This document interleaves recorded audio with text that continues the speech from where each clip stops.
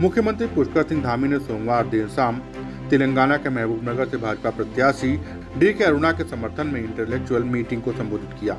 इस अवसर पर मुख्यमंत्री धामी ने कहा कि इस बार का चुनाव बहुत महत्वपूर्ण है। हम सब जानते हैं कि इस बार केवल एक ही चर्चा है कि सरकार मोदी जी की बनने वाली है। उन्होंने कहा कि मैं आज सुबह से तेलंगाना में हूँ और लोगों से लगातार बात कर रहा हूँ। तेलंगाना में आज जहाँ जहाँ गया मुझे दिख रहा है तेलंगाना में एक ही वेव चल रही है, वो है मोदी वेव। उन्होंने कहा कि मोदी जी के नेतृत्व में आज हमारा देश दुनिया के सिरमौर देशों में शामिल हुआ है। आज दुनिया में भारत का डंका बज रहा है।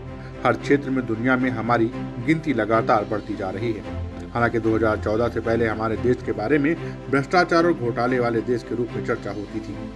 हमारी पहचान दब्बू भारत की बन गई थी, लेकिन अब ऐसा नहीं है।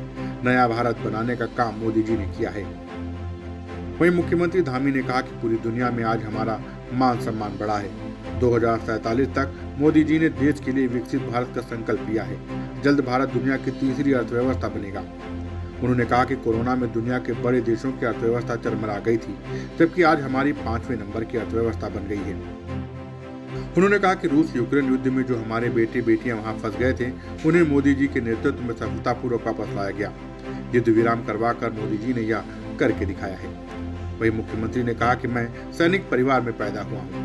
पहले रोज आतंकी हमले होते थे, लेकिन तब गोली चलाने के लिए सेना को ऑर्डर लेना पड़ता था, पर आज ऐसा नहीं है।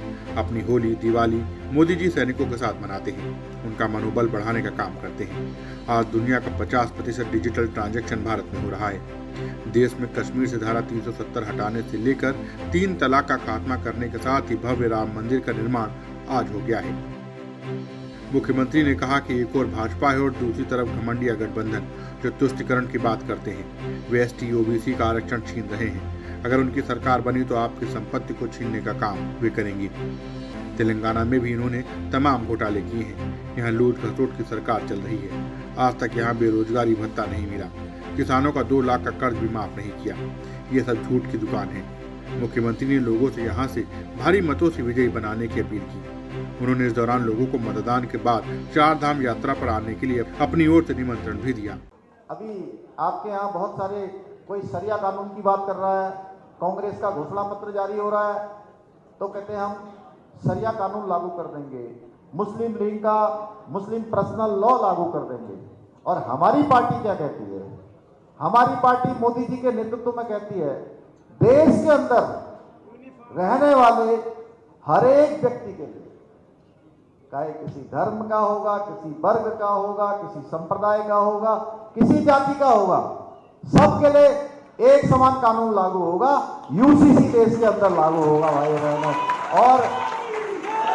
और हमने देवभूमि उत्तराखंड के अंदर यूसीसी का एक्ट पारित कर दिया है।